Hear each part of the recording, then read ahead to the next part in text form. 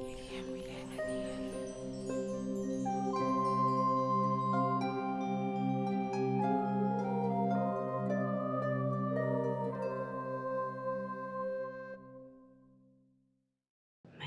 Tolkienjili, il est 5h45 du matin. Je suis à la gare d'Avignon. J'attends mon train pour Paris, pour aller voir en avant-première l'exposition des tapisseries d'Aubusson qui sont sorties du fin fond du milieu de la diagonale du vide française pour aller à Paris. Et on va aller voir ça. Ça va être cool, ça vaut la peine de se lever à... Je vais à quelle heure? 4h45. On est bientôt parti.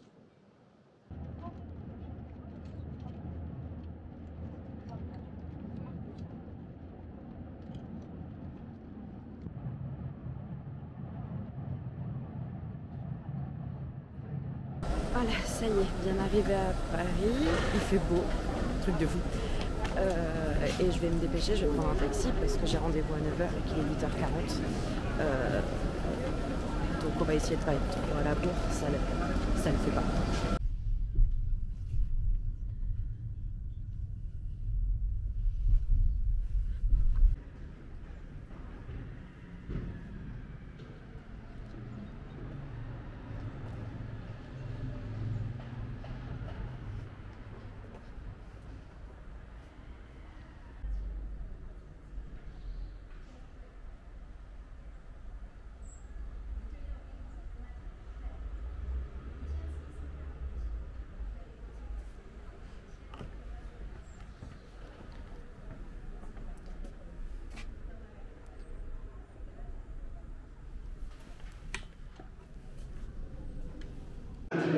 Me voilà arrivée. J'ai pris un thé parce que le réveil à 4h quelques ça fait mal. Je vous présentais un petit peu le lieu. Déjà, c'est la première fois moi, que je mets les pieds au collège des Bernardins. Déjà, j'ai retenu le nom. Ça fait 3 fois que je relis pour m'en souvenir. Je vous montre un petit peu.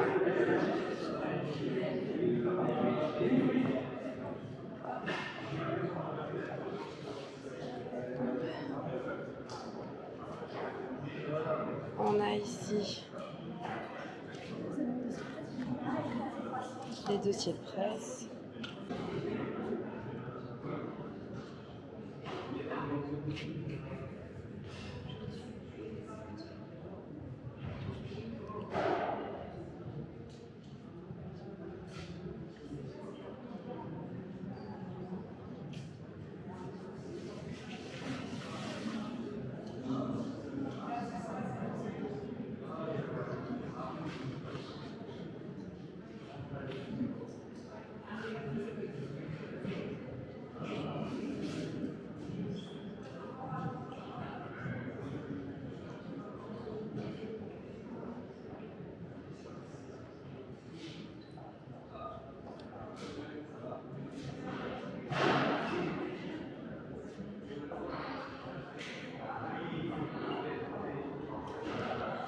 Alors, petite anecdote, là je suis devant la tapisserie de justement Beleg qui va trouver Gwyndor dans la forêt de Taorn Uath et j'étais justement en train d'écrire spécifiquement cet épisode là dans le train en venant. Donc je vous montre la tapisserie qui est assez énorme, c'est plein de couleurs, c'est magnifique à voir. Enfin, j'ai l'habitude de voir les illustrations, mais là c'est très beau à voir comme ça. Regardez.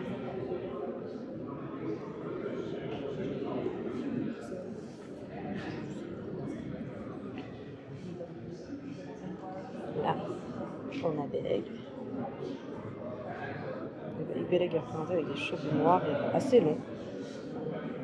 Et du coup, Gwyndor avec la lampe féanorienne et son chapeau tombé de sa tête. Et donc, l'ambiance de Taorn Uath, selon Tolkien. Alors là, j'ai commencé à me balader avant que vraiment ça commence. On est juste à l'accueil café. Comme ça, je vous prends des petits plans et après, on verra un petit peu comment ça se passe avec la visite avec le conservateur. J'ai hâte de voir un petit peu. Je sais qu'il y a des collègues de Tolkienjil aussi qui vont être là, donc j'ai hâte de les revoir parce que ça fait un moment que j'ai pas vu de collègues de Tolkienjil. Du coup, voilà, regardez un peu. Ça, j'adore.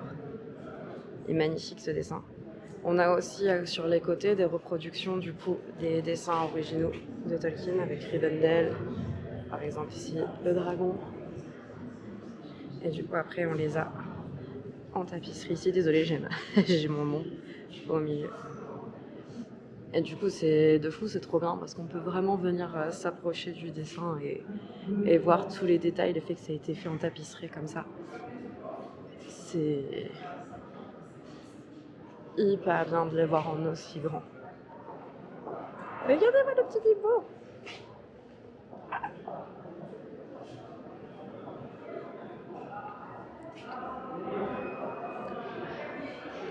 Je sais pas si certains d'entre vous font de la tapisserie, etc. Moi juste je brode et je tisse un peu, mais genre juste des galons et c'est encore plus impressionnant de voir ça, je trouve.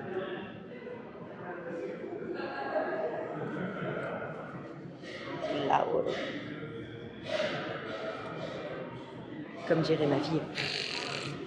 Et après, il y a une salle encore à côté. On va aller découvrir un petit peu cette salle ensemble. Voilà, ça fait un petit mouvement de cheveux qui volent. Regardez, la glace.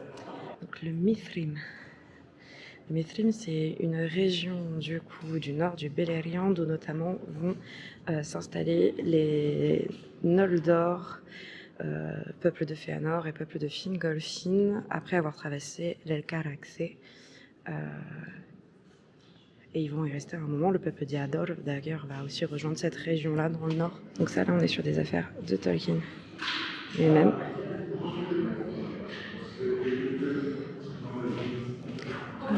les toges de prof d'Oxford. Là, on a la reproduction de la carte. Et là, une impressionnante tapisserie, genre méga grande, de la carte. Ça, en fait, il me faudrait ça à la maison pour mieux me repérer quand on fait les vidéos. Ce serait hyper pratique en fait. Donc c'est impressionnant de détail. C'est génial de le voir en aussi grand. Cette carte, je ne sais pas si vous vous rappelez, on l'avait mentionné sur un live, Fostea a été faite notamment, ils ont changé leur plan, ils ont fait celui-là, plutôt que je ne sais plus quelle tapisserie en l'honneur de Christopher Tolkien quand il est décédé, parce que du coup c'est la carte que Christopher Tolkien a faite. Donc là, celle-là, elle est magnifique. Alors je vous avoue que je la connaissais pas avant, je l'avais jamais vue. Et elle est assez dingue. J'adore la tronche du poisson. Ah non, ça a commencé.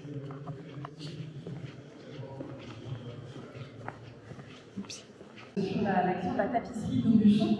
Toutes les tapisseries ont été réalisées à la main selon la technique de la tapisserie d'Aubusson, qui est aujourd'hui, depuis 2009, inscrite au patrimoine culturel matériel de l'humanité par l'UNESCO.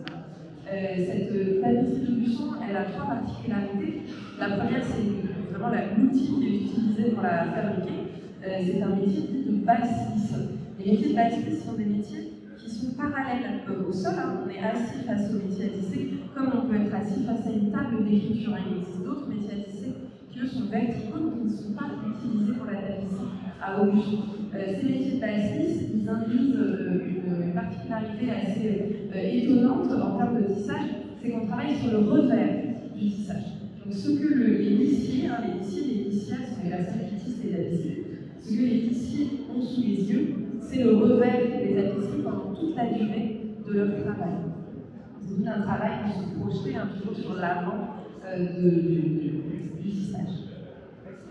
Deuxième particularité de la tapisserie d'Aubusson, c'est la tapisserie, on la pratique en Aubusson depuis le milieu du XVe siècle, à peu près, c'est une histoire aujourd'hui d'à peu près 6 siècles. On pratique cette tapisserie est mise en œuvre par des entreprises privées depuis le milieu du XVe siècle. Il n'y a pas eu et il n'y a jamais eu de manufacture d'Aubusson au singulier.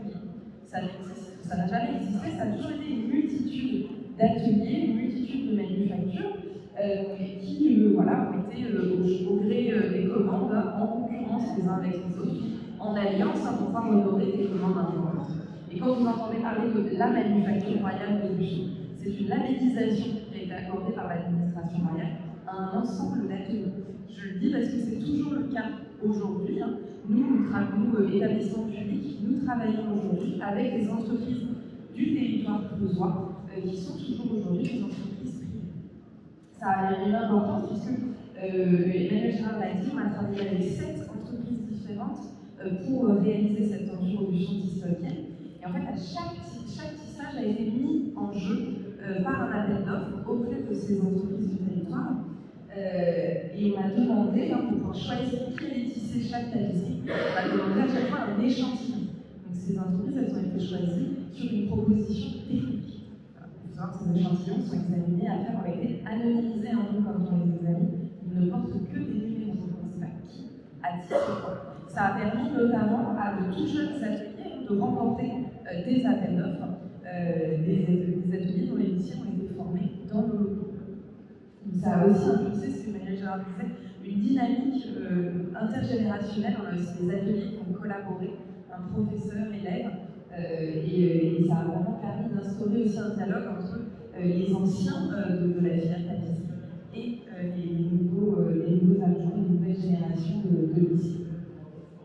Voilà. Troisième caractéristique de la tapisserie d'Aubuchon, qui est une caractéristique contemporaine, la tapisserie d'Aubuchon est une tapisserie d'interprétation. Donc vous ne verrez pas, on expose des facsimilés des illustrations finales de Tolkien à côté des tapisseries. Mais vous verrez que les tapisseries ne sont pas des copies fil à fil de ces illustrations. Elles en sont des interprétations. On emploie ce mot en tapisserie au même sens qu'on l'emploie en musique, en fait, dans le même sens où plusieurs musiciens interprètent une partition de manière différente, mais à partir d'une même illustration de départ, ce qu'on appelle une maquette, à partir d'un même modèle en tapisserie, on peut produire plusieurs tapisseries extrêmement différentes les unes des autres. Donc cette peinture Aubuchon Tolkien, elle reprend uniquement les illustrations originales de J.R.R. Tolkien et une carte issue de sa collaboration avec son fils, Christopher. L'idée était de choisir des illustrations qui provenaient un petit peu de l'ensemble de son œuvre. Donc vous découvrirez au fil de cette liste des illustrations issues du Hobbit, du Silmarillion, une illustration du Seigneur des Anneaux, mais également des illustrations de ses œuvres que mentionnait Jean Chausse, de ses œuvres écrites d'abord et avant tout pour ses enfants. Donc le Roverandom, qui est un conte assez étonnant, et les fameuses lettres du Père Noël, que Tolkien a écrit pendant une vingtaine d'années pour ses enfants. C'est cette image qui a été la première tapisserie à tomber du métier à tisser, c'est l'expression qu'on emploie au Aubuchon pour désigner la cérémonie d'achèvement en fait, d'une tapisserie.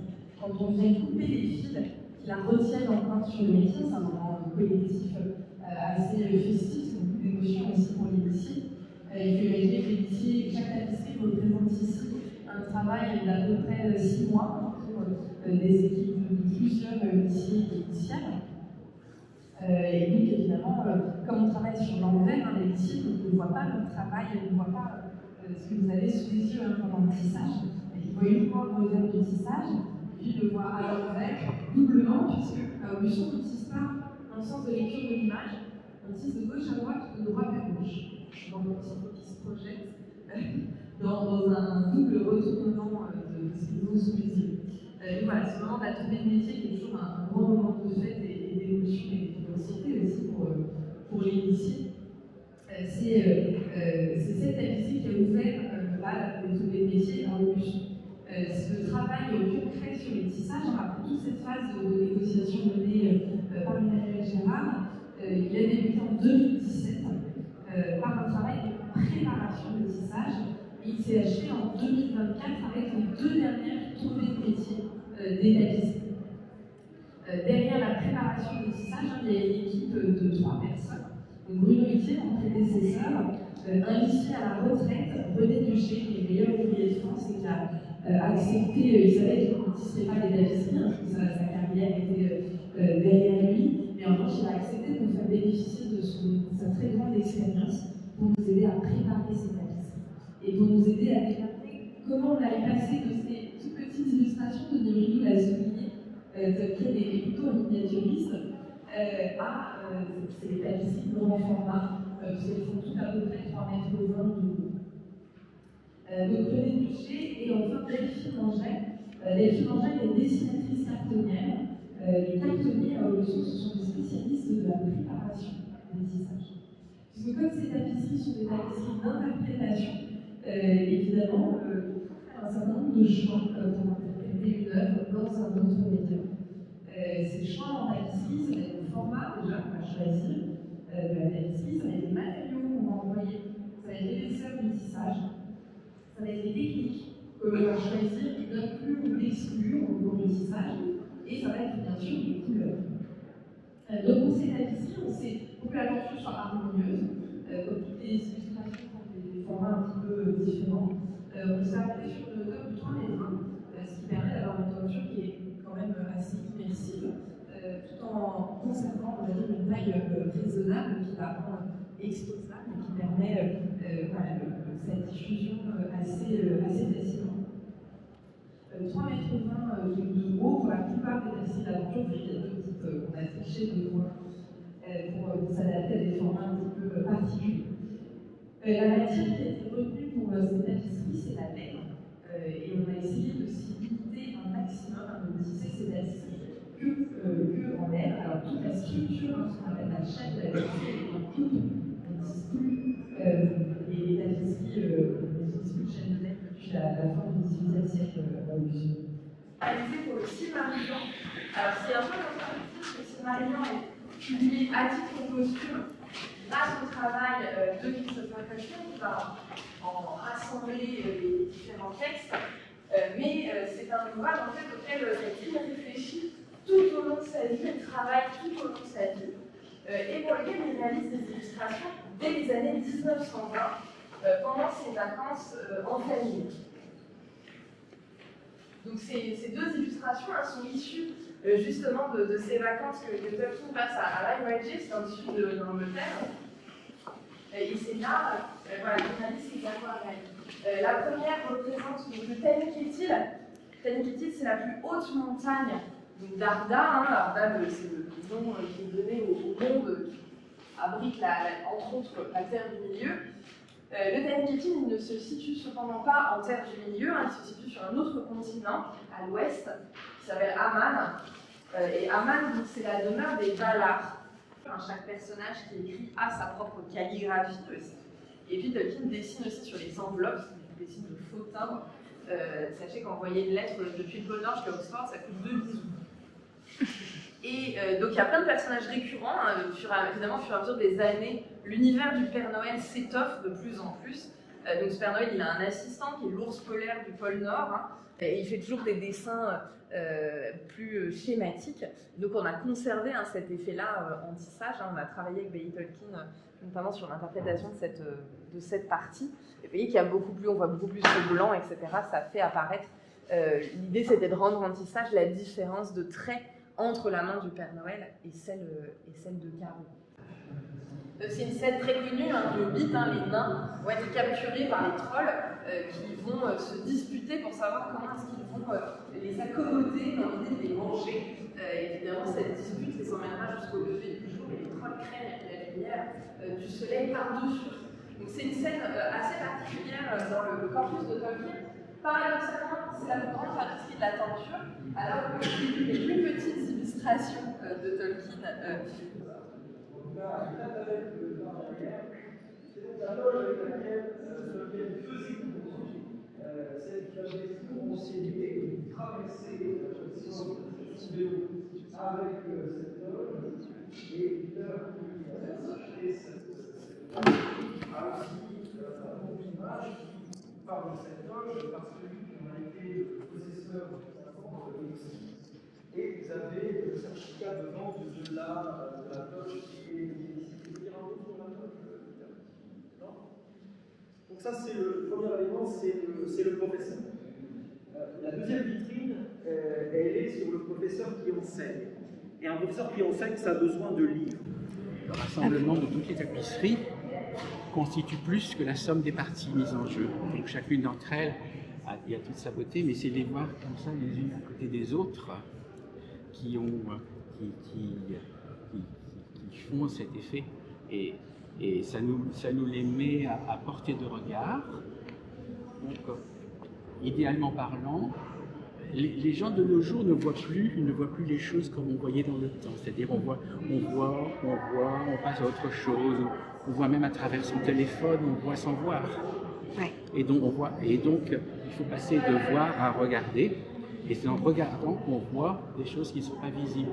Donc ici, quand on les voit en format comme ça permet de voir des tas de choses qui ne sont pas décelables ou détectables. Par exemple, ici, le visage caché en bas à droite, un peu un visage de sorcière, ici, avec les tentacules, qui évoque déjà le vieil homme Saul, Oui, que c'est l'on vrai. voit dans Le Seigneur des Anneaux, il y en a tout plein comme ça. Moi, j'avoue que c'est ce qui m'a surpris là, de le voir en grand, le nombre de détails finalement qu'on Et on peut aperçoit. déplacer, le regard se déplace C'est comme ça. dans un film en IMAX. Oui. En IMAX, on voit J'ai bien aimé votre comparaison là-dessus. Oui. C'est vrai, oui. C'est la meilleure comparaison à mon avis. Ouais, c'est Donc, le regard peut se déplacer et suivre. Et c'est en déplaçant le regard d'une certaine manière qu'on prend la notion du génie de Tolkien, qui était quand même c'est un dessin, c'est une aquarelle, mais il y a une grande tridimensionnalité dans cette effet de profondeur, de perspective. Et d'ailleurs, quand il a fait plusieurs versions de cela, chacune est différente. Donc le voyage des tonneaux a progressé dans le temps. Il y en a même un qu'il a esquissé, où il va plus loin, mais il a rajouté ici un peu comme un phare avec de la lumière qui sort. Mais par contre, il ne l'a pas fait parce que le regard n'était plus porté sur Bilbo, mais sur le phare qui était là, qui devenait le point focal. Et du coup, ça détournait un petit peu l'attention du récit. Il est remonté en arrière. Et en remontant en arrière, en fait, la partie racine de cet arbre-là, ce qui n'était pas visible avant, eh bien, il l'a rendu visible. Ouais. Là, on pense que c'est le soleil qui se lève, mais c'est la lune tombante, la lune couchante. Les différentes illustrations qui précèdent, les versions précédentes, montrent la lune qui graduellement descend. Descend au fur et à mesure, ouais. C'est fascinant de les voir dans cette taille. Ça change, je trouve que ça change totalement le regard sur ces illustrations. Il y a des radeaux, mais il n'y a pas de radeaux. Les radeaux, en fait, ici, on ne sait que c'est parle de radeau que par le titre. Ce sont tous les barils qui vont être rassemblés avec des cordes, avec des cordages, qui vont faire un radeau. Oui.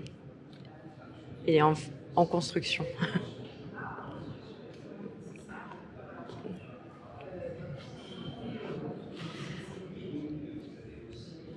Ici, il faut se... Oui, elle demande... Elle demande de la perspective, se mettre en format paysage. Moi, je sais que j'ai toujours beaucoup aimé celle-là. La version originale était beaucoup moins colorée, elle paraît jaune-beige. Je l'ai nettoyée, j'en ai une version restaurée au buisson pour qu'ils voient les coloris qui étaient cachés. Ouais. Et c'est sur la base de ça qu'ils ont enrichi, rajouté les couleurs. C'est comme ça qu'on voit, par exemple, il y a le visage caché de Lent en haut ici. Ah oui. Dont le nez. Oui. Et Tolkien a ressorti ce dessin dans le début des années 1973 dans un catalogue, dans un calendrier. Il lui avait donné le nom de Fangorn Forest. D'accord. Et donc, forêt de Fangorn, les gens disaient pourquoi il a dit Fangorn Forest? Ce ne sont pas des hobbits qu'il y a, ce sont des elfes. Et ils ne savaient pas qui c'était, puisque si le n'était pas sorti. Mais c'est pas s'il y avait un. En fait, c'est par rapport à l'époque, c'était même pas un Ent. Oui. Les Ents n'existaient pas à cette époque-là. Ils sont sortis. Et le premier Ent est paru en 1940. Donc c'était un esprit des arbres, un des Tavari. Il regarde le Fielding. Et Tolkien, qui est un grand recycleur, a réutilisé le même motif pour faire Mirkwood. Et dans Mirkwood, le dessin de Mirkwood, le même arbre, le visage est tourné vers la droite. Et le regarde ici, il y a une énorme araignée. Oui.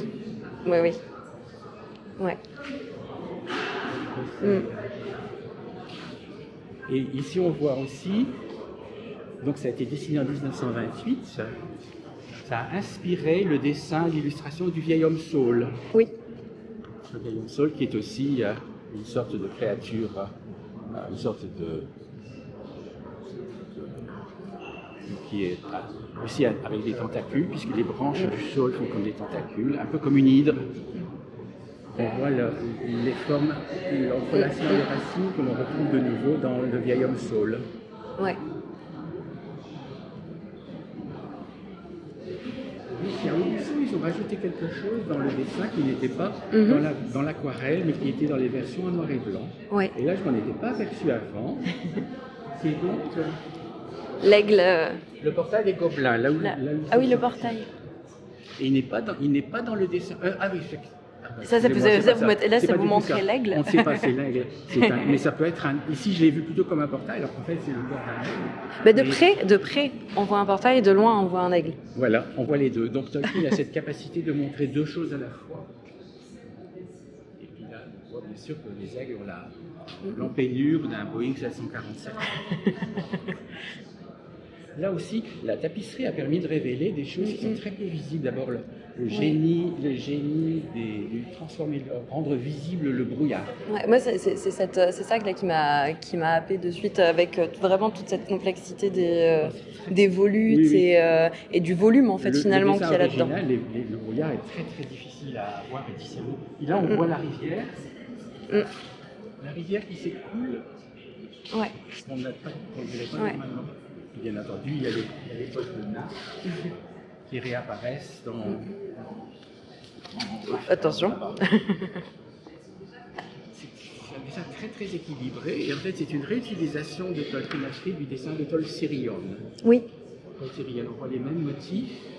Donc on a en premier plan, il y a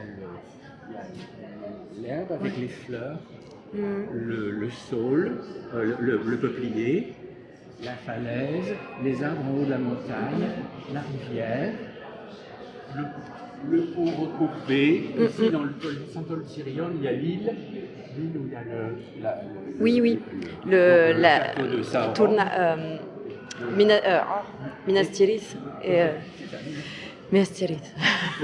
Dans les Saint-Tol Sirion, bien entendu, il y a une grande cascade qui descend là, qui n'est pas ici. Là, c'est on voit les trois visages cachés là-haut. Ah oui. Donc, ouais. On dirait qu'il y a deux hommes et une femme. Le premier semble féminin qui regarde les deux autres. Elle semble porter un hénin médiéval. Et donc ils sont en train de regarder vers Rivendell.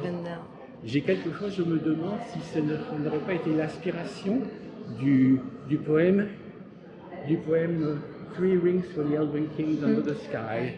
3 anneaux pour les rois elfes sous le ciel. Peut-être, mais ça, je ne peux pas le prouver.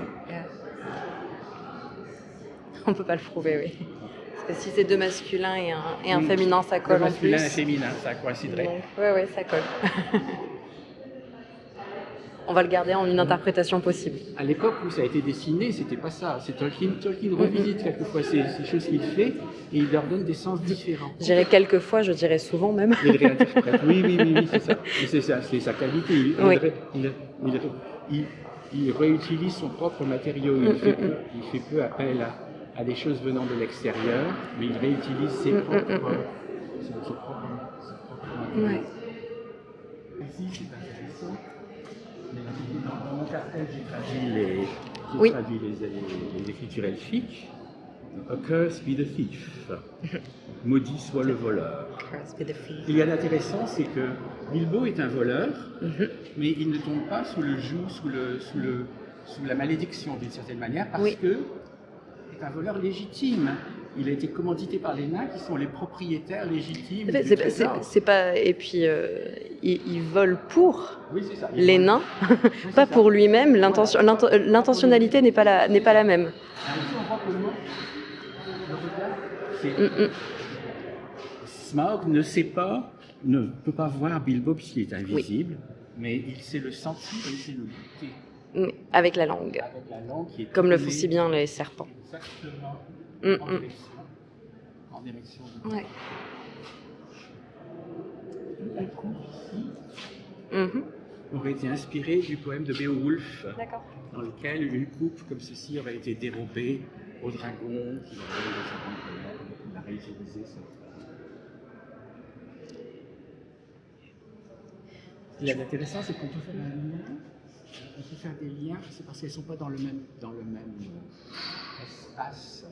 Si on regarde la lettre du Père Noël 1933, Oui,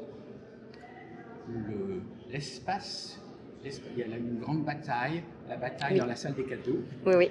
qui est en fait un écho ou peut-être une anticipation de la bataille des 5 armées dans le Hobbit. Oui. Donc et on peut revoir ici, d'ailleurs à l'arrière, si vous regardez tout à l'heure, vous voyez les couloirs. Ouais, je regarderai, les j'essaierai d'y faire escaliers, attention. On revoit l'équivalent. Donc là, ici, la pile de joyaux, de trésors, dans la lettre du Père Noël, c'est une pile de cadeaux. Oui, ben oui, du coup, oui. Tout emballé, Ou tout le- parti. Et d'ailleurs, l'ours polaire joue le rôle de Béorn. Oui, défenseur. Et on ne voit pas le Père Noël, mais on voit un elfe avec un bâton. Un bâton, c'est ce Et qui on m'a voit frappé, des- oui. Et c'est en fait Gandalf, ça veut dire l'elfe au bâton. Oui, oui, oui. Quand on regarde, il faut voir que Tolkien donne toujours des tas de détails. Ici, par exemple, il emploie le X à plusieurs reprises. Et X en anglais, c'est un raccourci qui veut dire bisou. Oui. Et c'est les 2 bisous pour l'envoyer au pôle Nord. Donc, il y en a 1, 2, 3, 4, 5, 6, 7. Et 1, 2, il y a 3, beaucoup de bisous un 4, peu partout. 5, 6. 1, 2, Là, j'en vois 3, 6 dans la chambre. 1, 2, 3, 4, 5, 6, 7 et 8. Ok. Et à cette époque-là, en 1933, il y avait 4 enfants Tolkien, donc ils en ont eu 2 chacun. 2 chacun. Quoique peut-être que John, de toute manière, était plus très intéressé à ce moment-là. Ou ça n'empêche pas de lui faire des bisous. Alors ici, encore une fois, réutilisation. Alors ce qu'il y a d'intéressant, c'est quand ils ont essayé de faire à Aubusson, j'étais là quand ça s'est passé, ils ont essayé de faire la tapisserie, ils ont fait une proposition à Bailey Tolkien. Elle n'était pas du tout contente, satisfaite de cette partie-ci, qui n'était pas faite de la même manière. Elle dit, alors ici, la partie du haut a été dessinée par le Père Noël, il a signé. Oui, c'est ce qu'elle nous a a été dessinée par l'ours polaire. Ouais, c'est ce qu'elle nous a expliqué pendant la visite, qu'elle nous disait qu'en effet, celui-là, ça avait demandé un travail tout à fait différent pour rendre cette différence-là. C'est ça. Et cette partie-ci a été dessinée aux aquarelles et celle-ci au crayon. Ouais. Donc la texture était très très différente. Et du coup, pour réussir à rendre ça en tapisserie, Voilà, c'est pas plus forcément délicat. évident de faire la différence de matériaux aussi. Alors on peut voir ici, donc ça c'est 1926. Si vous regardez Danny Quetil tout à l'heure en montant, on peut voir le dôme au sommet de la Et falaise. ça, le dôme, je l'avais jamais remarqué dans les petites illustrations du Tony Quetil. Ah ben oui, parce qu'en général c'est trop petit. C'est trop petit, et là, c'est d'un seul coup, en voyant la tenture, j'ai fait... Et les dômes sont bleus, et ils sont bleus parce que sont faits d'air très léger qui s'appelle Ilwe. Oui, avec du coup les étoiles de Varda qui viennent par-dessus. La description correspond à celle que l'on trouve dans le livre des Contes perdus, la venue des Valar. Oui, oui. Et donc il y a des informations qui sont beaucoup plus détaillées, qui sont sans doute encore pertinentes dans le Seigneur des Anneaux, mais Tolkien n'en parle pas de manière si détaillée. Il y a donc on ne sait pas comment c'est. Il y a beaucoup de détails qui disparaissent, mais ça ne veut pas pour autant dire qu'ils sont caduques, Non, finalement. c'est simplement que c'est une version raccourcie. C'est ça. Mais pour Tolkien, dans sa tête, c'était tout aussi riche et aussi représenté. Un des meilleurs exemples pour moi là-dessus, c'est l'enchantement de Lucienne et de ses cheveux, qui est extrêmement détaillé dans les laits. La création du soleil et de la lune, qui est un chapitre très très long, d'ailleurs, que Christopher a un peu amputé ici et là, malheureusement. Et donc on ne saura jamais quels sont les détails qu'il a coupés. Ouais, et qui aurait pu être gardés. Oui, alors une autre chose ici, Tolkien emploie beaucoup le raccourci, les normes, on l'avait vu dans la Moria, il y a un effet de raccourcissement. Oui. On imagine pas, c'est la taille immense de Glaurung. De Glaurung, parce qu'il traverse la rivière Narvor, qui est en fait le Rhône. Le Rhône à la hauteur du très haut Valais, près de la source du Rhône, ce qu'on appelle les Obergorms, le Val de Conche. Et les collines ici ressemblent à celles que l'on voit dans d'autres illustrations du Nargothrond, Ouais. que l'on retrouve. Oui, c'est avec les portes, celle des portes de Ça Nargothrond. ressemble exactement à ce paysage que l'on rencontre à la hauteur de Ulrichen, Ulrichen dans le Val de Conche. Et donc, ce qu'on n'avait pas vu avant, qui est très difficile, c'est qu'on ne voyait pas que le soleil avait un visage. Oui, c'est vrai qu'il se voit beaucoup mieux sur la tapisserie. Oui, Oui, il est là-haut aussi, Glaurung, à côté du Taniquetil. Il est beaucoup plus visible parce que c'était gris pâle sur blanc sur blanc cassé. Sur blanc cassé, à midi. Alors le soleil a un genre soleil joufflu, réjouissant, qui se réjouit. Qui correspond un peu plus. Les dessins de Round ressemblent à des dessins de la lettre du Père Noël. Même dans ce côté un peu plus aplati aussi. Dans certains de ces dessins, il y a eu la lune qui rigole aussi. Ouais. Là, il y a moins de choses à dire. Elle est là, la lune qui rigole. Tongue in cheek. Là, il y a moins de choses à dire là-dessus parce que c'est plus descriptif. Mais ce que l'on sait dans l'histoire, c'est que c'est le Père Noël et ses elfes qui ont peint tout ça. Oui. Je vous remercie beaucoup pour cette petite visite. Je vais refaire un tour avant qu'on me remercie et qu'on me dise d'y aller. Mais oui, c'est ça. Mais je vais retélécharger les cartels. Je vous remercie beaucoup. La visite est terminée. Et là, je me retrouve du coup. Il y a beaucoup de gens qui sont partis. Je me retrouve un peu toute seule. Donc j'en profite pour faire un petit tour et pour vous montrer un petit peu tout ça. Du coup, il y a 3 salles, là on est dans l'escalier et du coup, vous avez à chaque fois les dessins originaux sur lesquels ont été basées les tapisseries. Donc là, avec le Taniquetil, Glaurung. Et donc là, on est dans un espace où je vais vous montrer. Il y a les lettres du Père Noël et les 2 tapisseries plus inspirées du Silmarillion.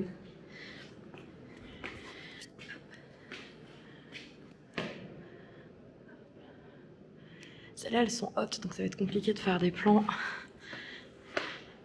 où vous pourrez mieux voir les détails. Je fais ce que je peux avec ma petite taille. Hop. Ce qui est surtout le truc de fou, c'est qu'on remarque là, du coup, tous les détails, là, ils ont mis des fils métalliques pour faire briller, là où Tolkien avait techniquement mis des paillettes. Il y a des détails qu'on remarque absolument pas quand on est juste sur les petites illustrations, et le fait de les voir en grand comme ça change totalement la perspective.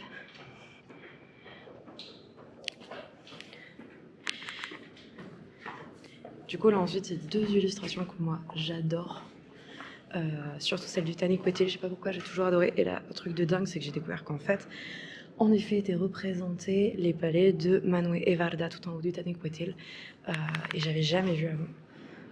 Hop. Donc là, on voit bien les navires elfes.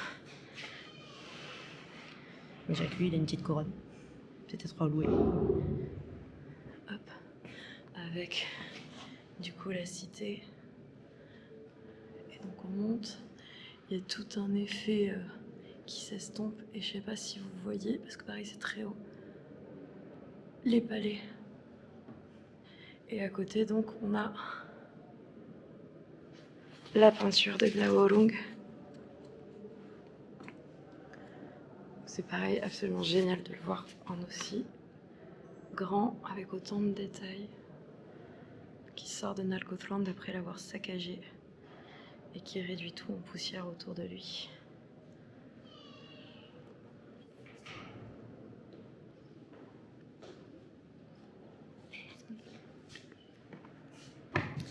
Du coup là on va redescendre, je vais vous ramener dans la salle en bas avec les autres détails. Ça change absolument tout d'un seul coup, avoir vraiment tous les détails devant les yeux. C'est cool que ce soit sorti d'Aubusson et qu'on puisse le voir. Bah, pour The Kingdom d'habitude, on a déjà des amis à Paris, du coup ils ont tout. Mais bon, au moins ça reste qu'à 2h40 de chez nous. Hop. Du coup là, on va aller dans la petite salle où il y a d'autres teintures. On va essayer de pas déranger, il y a des gens qui sont en train d'interviewer le gars d'ailleurs là qui vient de sortir le dieu de Tolkien, Jean Chausse. Hop. Avec du coup la Moria.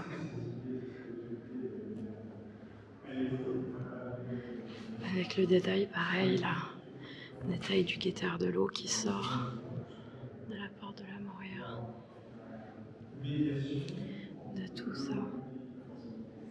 Le nom de la Moria et l'autre nom parce que c'est un dessin qui avait été divisé en deux, qui est en deux parties comme on peut le voir là à côté.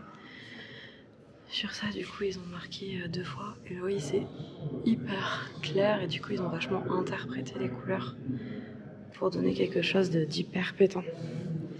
Là moi une techniquement qui est une de celles que je préfère, le troll.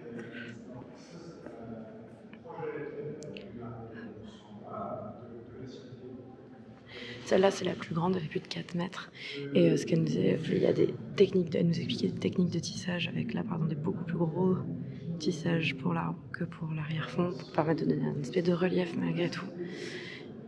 Avec des fils de soie ici pour mieux faire ressortir la lumière et vraiment des flammes blanches pour attirer l'œil dans cette zone. C'est hyper intéressant. Hyper intéressant parce que du coup, j'ai appris plein de choses sur le tissage. Et ça, c'était cool. Alors là, je vais vraiment pas parler fort. Parce qu'ils sont juste à côté.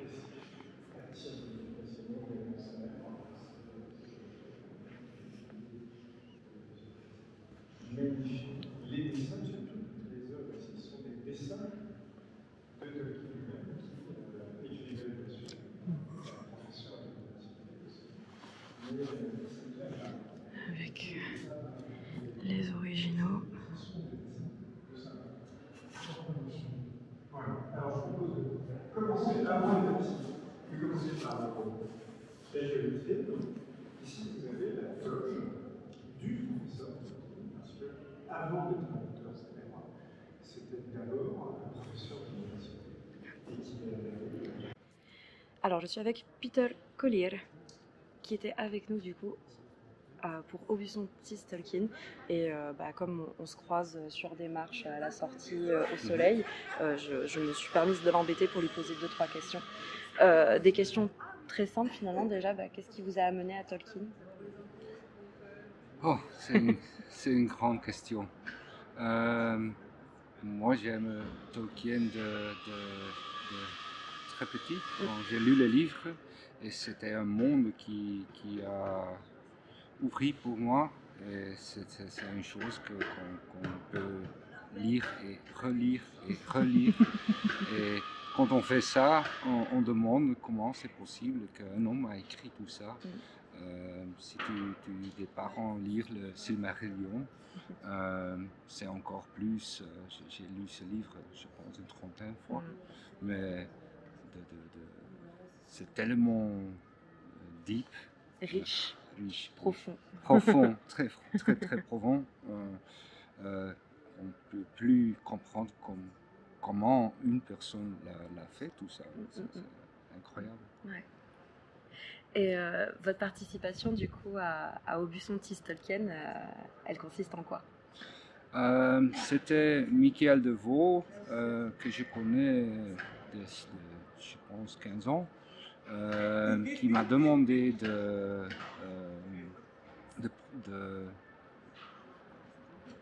prendre quelques livres de ma collection pour présenter sur l'exposition. Et ce sont des livres de la librairie de Tolkien lui-même. Ce sont des premières éditions, des livres signés. Et j'ai aussi appris le toge, la toge, Tolkien's Gown, qui était vendu dans les années 80s. 80. Et je l'ai retrouvé dans l'Amérique l'année prochaine. Okay. Et c'est la première fois, je pense, que les gens peuvent le voir. D'accord. C'est une exclusivité du coup de cette exposition, la toge du professeur. Ouais. D'accord. Sacrée trouvaille. Belle trouvaille. Oui, très belle trouvaille. Et du coup, juste pour finir, votre ressenti là, justement sur l'exposition, après avoir vu tout ça en place, les tapisseries, vos objets, ces artefacts finalement du professeur, qu'est-ce que vous en avez pensé? J'aime très bien la location, c'est spectaculaire, seulement sans l'exposition, c'est unique. Oui, le bâtiment est déjà beau. Le bâtiment est déjà beau. Et ici, les tapis sont en place. Ça marche. La lumière, le sentiment, les œuvres de Tolkien dans ce bâtiment, c'est extraordinaire. Et d'être une petite partie prenante de ça, en fait. De ça, c'est très extraordinaire. Oui. Ouais. Puis c'est vrai qu'il y a des endroits où on dirait finalement que ça a été réfléchi pour les tapisseries, où ça colle juste parfaitement la taille de la tapisserie avec le lieu. Donc c'est vrai qu'on a un endroit quand même qui se porte bien à cette tapisserie. Oui, si tu l'as vu dans cette location ici, on peut comprendre la grandesse des œuvres. Ouais. Et il y a beaucoup de R on peut les enjoy them. Ouais, on peut en profiter. Oui, et on peut reculer un peu et voir tous les détails. Ouais, on a l'espace qu'il faut pour bouger et profiter de cette à la fois proche et à la fois loin de ces œuvres finalement. Ouais. Ben, merci beaucoup pour votre petit partage. Ok. Et merci pour ce que vous apportez du coup à cette exposition. Voilà, j'espère que ce petit aperçu de l'exposition au buffet Tolkien à Paris, du coup au Collège des Bernardins, ça vous a plu. Ça va se tenir, alors pas longtemps, du 21 mars au 18 mai de cette année, du coup en accès là sur le Collège des Bernardins. De ce que j'ai compris aussi, désolé j'ai pas noté les dates, il y aura également un concert où en France va être joué pour la première fois The Road Goes Never End par un orchestre, je crois que c'est le 4 et 5 avril, et ensuite ça se finit par un colloque 16, 17, 18 mai ou 17, 18, 19 mai sur Tolkien et la religion de manière générale. Voilà, donc pour ceux qui sont sur Paris que ça intéresse, ça va se clôturer comme ça, mais en attendant, du 21 mars au 18 mai, vous avez cette exposition avec les tapisseries du coup qui sortent du fin fond de la France pour une fois, pour aller sur Paris. Voilà.